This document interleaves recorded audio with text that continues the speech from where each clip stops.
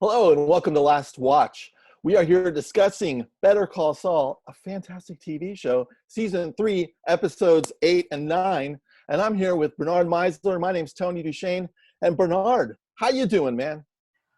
I'm doing just fine, Tony. You're looking the wrong way. You're looking the wrong way. Or is this the right? I don't know. We don't know. But it doesn't really matter because I'm just looking at a fucking wall right now. No, you're looking at me. You're looking at me. Keep it real, man. He's right here next to me. See, look at my finger go into his frame. See that? Yes, we should get somebody over here, like bringing a finger into the. Like, go ahead, try that again. Go ahead, move. So look at this. This is real. This is real. You see that? You see that? Yeah, pretty cool. So anyway, yes, back to we couldn't resist going back to Better Call Saul. It was our first show we did about a month ago, and it's back before we were virgins. Remember? Yes, when we used to be virgins about yes, this. we were Zoom virgins back then, and yeah, and then now it's kind of like we're in the relationship mode. Yeah. Now it's getting serious. We're up to a month here. It's getting real. Yes. Yeah. But we couldn't resist going back to the font, the source of all great TV right now, Better Call Saul, fantastic show.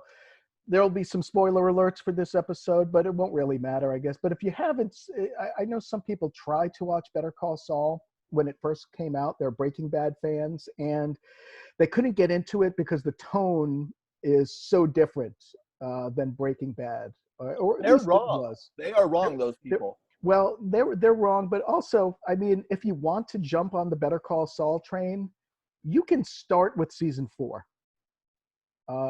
Season 4 is where it's really found its legs, I think, and it's becoming very much like Breaking Bad. It's the tone is much closer to the Breaking Bad tone, although it's still very slow, very slowly paced, you know. Yeah. Slow is sexy. Yeah, I figured something out the other day, which I think is kind of cool. After all these years of watching this show, it's been on for 5 years now.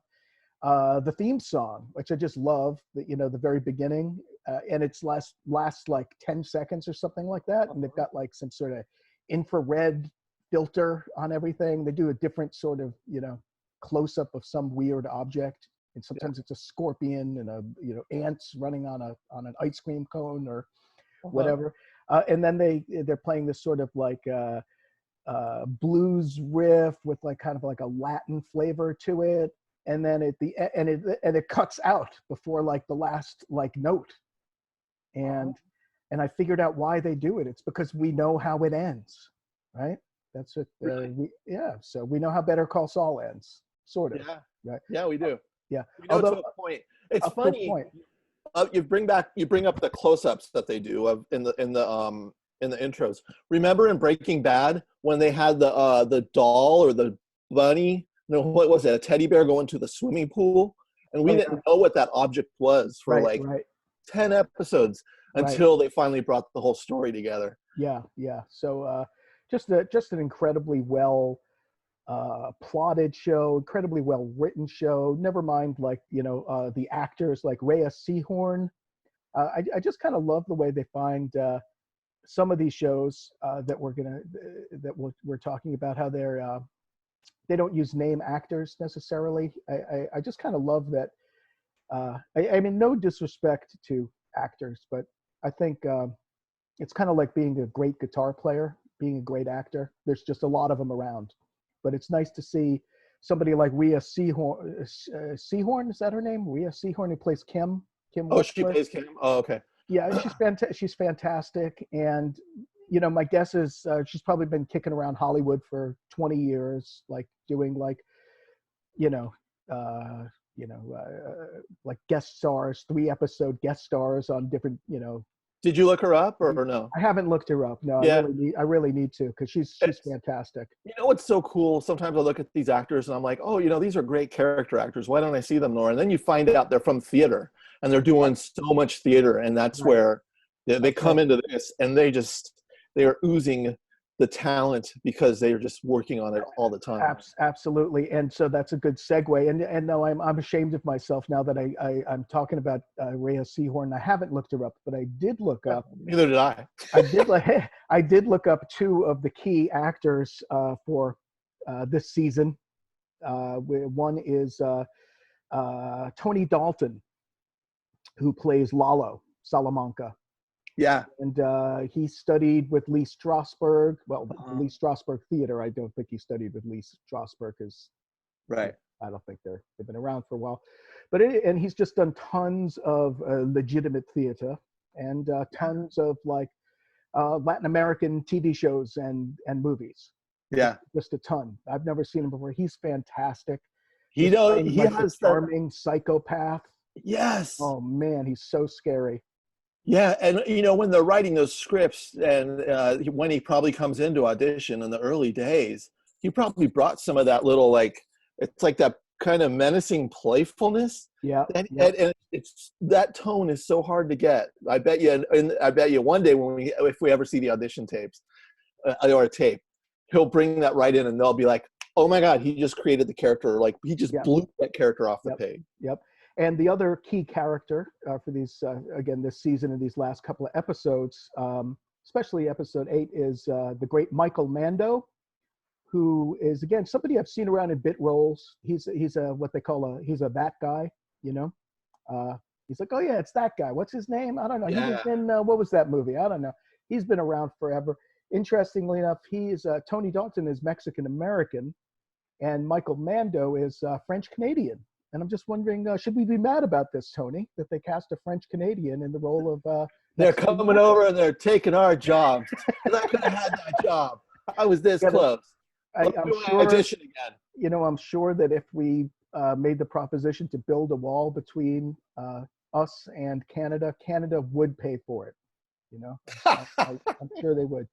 I have something even more on that. When they have a character that's an ugly actress, you know, like what are those things? And then Charlize Theron comes in and uglies herself up, and Patricia Arquette comes in and uglies herself up, and then I'm like, that is meant for ugly women. Why? It's not fair.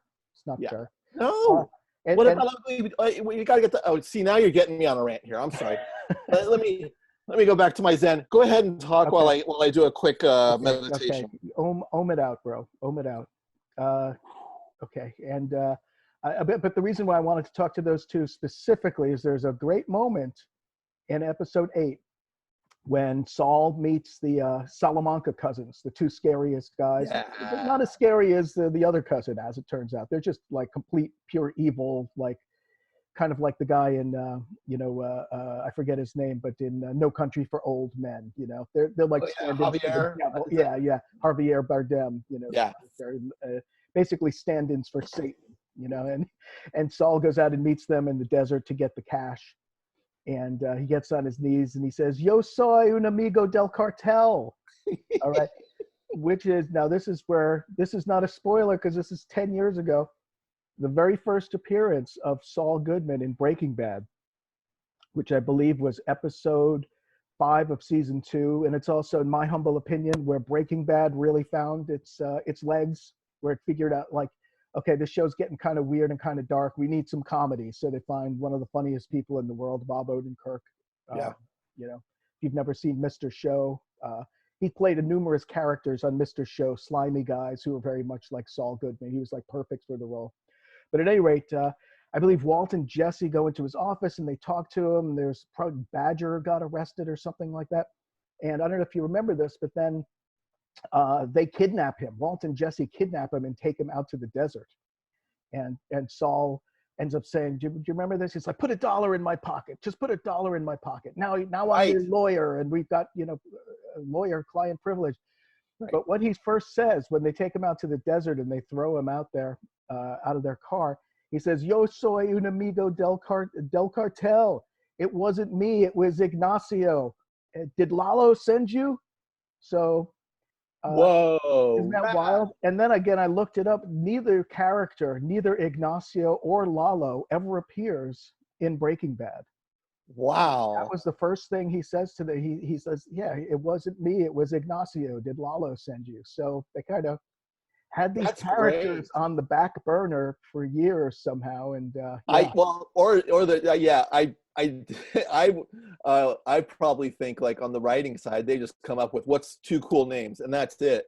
And they have no idea that those characters are going to actually be huge and played by major actors. And I don't know about the writing staff and whoever thought about it in Breaking Bad, who's probably at home going, I said Lalo. I think it's a little more than that, because what he says is it wasn't me, it was Ignacio, right? Like somebody betrayed them, and did Lalo send you, right? The new, and it was also interesting because I don't remember, but like when we first meet Saul, and for a long time we just think he's like a sleazy criminal lawyer, and it took like probably a few more seasons before we realized that he was deep into working with Gus and the cartel and all that stuff. We didn't realize just what an actual the criminal lawyer was, right?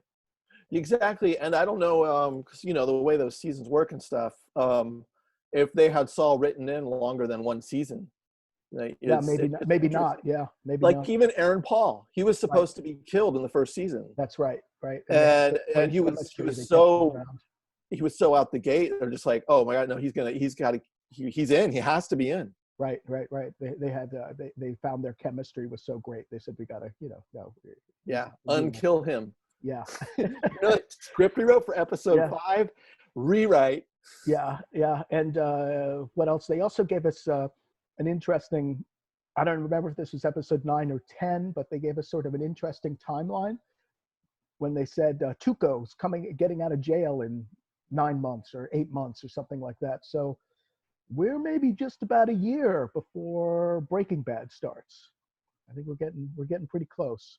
Yeah. So anyway, fantastic episode.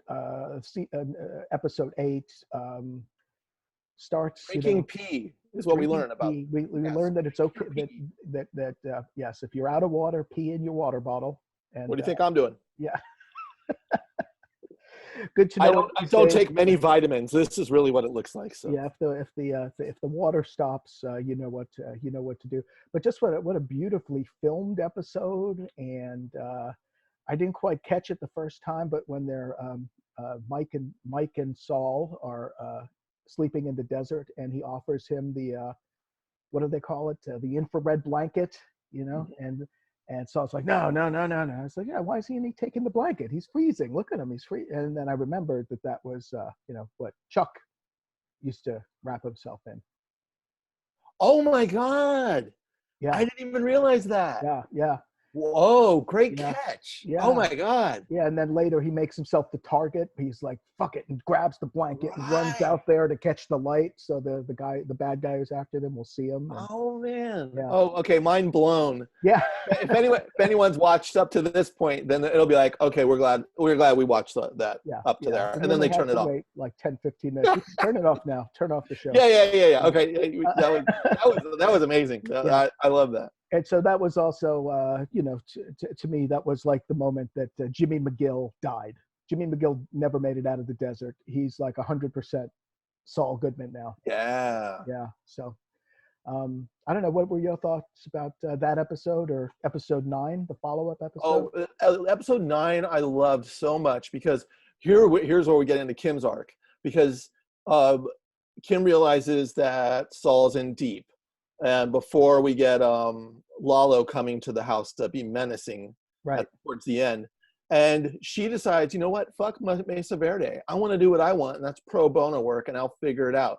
Mm-hmm. And it's almost like Saul going his direction of Saul Goodman gave Kim Wexler permission to go, you know what, I need to follow my dreams too. He's following his weird-ass dreams and getting bags of $100,000 and coming back, and I don't know the whole story of what happened in the desert. Right. But it shifted her thinking, and it moved her in another direction. I just loved that that kind of juxtaposition of he's going the sleazy route, she's going the cleaner route, and then how she oh my God, you could talk about that if you want. That whole the scene between Lalo, Saul, and Kim was just that was incredible. It was everything. Lalo so scary. It's just like, tell me the story again. Tell me again. And he's just waiting. He's just waiting for Saul to come clean and say what really happened. Oh, there was a gun battle out there. There were some guys trying to, and then he's going to kill him. Right? Yeah. He's just waiting to go ahead, tell the truth, and I will kill you. Yeah. And then Kim goes on the whole rant about you know what the thing is about this guy? He never lies. He never lies. And it was an interesting turn for her character because, of course, Jimmy just always lies. That's what he does. He lies when he doesn't even have to. You know, Yeah. Kim's like, you can tell me the truth. I don't care. I really don't care. And he doesn't tell her the truth. Right. Which is maybe the right thing to do, because when Kim repeats the lie that nothing happened in the desert, she believes it. Or she's maybe better. I don't think she does believe it, but maybe she's able to carry that lie forward a little better because that's all she knows. She doesn't really know what happened. And she realizes she really fucked up by going to visit Lalo in prison. Yeah. Like that brought her into danger. Yep. And she's that, in the game now. So yeah. Now she's starting to realize, wait a second, or you know, maybe he does have to lie to me a little bit. This is to protect me because he loves me. Yeah. Anyway, but again, just such well-drawn characters. And again, earlier this season, the episode we talked about was a great one because it was all about, we finally understand like what damaged goods Kim is. You know, we see her, you know, basically being abused by an alcoholic mother who's constantly lying to her. So she's, you know, got all sorts of. Why is she sticking with Jimmy through all of this madness? You know, she can't let him go. She can't be the one to abandon him. She just can't do it. She can't let him go. And we know she doesn't come into the world of Breaking Bad, which just breaks my heart on so many levels. Right. But we're gonna lose her. Yeah. But I really hope there's a spin-off fantasy show where Saul doesn't go to Breaking Bad, but they're like the Ropers. And they decide to become landlords, and then they're landlords for Goofy, for this Jack Tripper, and I would watch 10 seasons of that. Yeah, or maybe Kim just goes and moves to, you know, Arizona and works for Mesa Verde, you know, and it could be like a law show, you know. If she doesn't die, oh my God, this is great. If she doesn't die after season 6 and she's still alive and just leaves Jimmy, spin off. Let's go follow Kim. Yeah, and then Jimmy's got to come in and out of her life and be like, oh, you know, maybe even Jesse sees her. I'm just throwing ideas out there for Vince Gillian. Is that his name? Like, Vince Gilligan. Yeah. If you're watching this, I got ideas. Yeah, I'm scared because the title of next week's episode is Something Awful. Oh. Yeah. So this might be the last Kim episode. No. Yeah. No. Yeah. Not now. Yeah. But another good segue there. Vince Gilligan.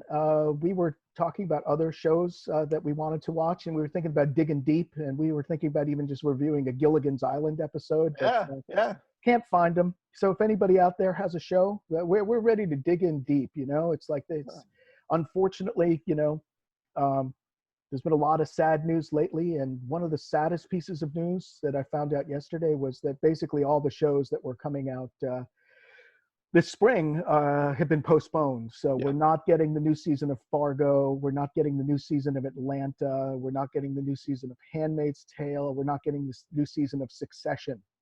Yeah. And boy, do we need them. So it's time. It's heartbreaking. Yeah. Yeah. But aren't those essential workers? Damn it. I mean, come on, you know, I'm saying baseball's essential workers as well. But what about if we do like Red Shoe Diaries? Wasn't that episodic, and we could really get in? And I know there's some actors that went on to be bigger actors that were in Red Shoe Diaries. Well, sure. The glory days of Skinamax, as they used to call it. Exactly. The only reason you got Cinemax is because you might see a boob. Yeah. Oh, and the storytelling. Yeah. So, but anyway, we're going to. Are we good with this Better Call Saul? I think we're good. I think we've worked it out. I think people will watch this and go, you know what?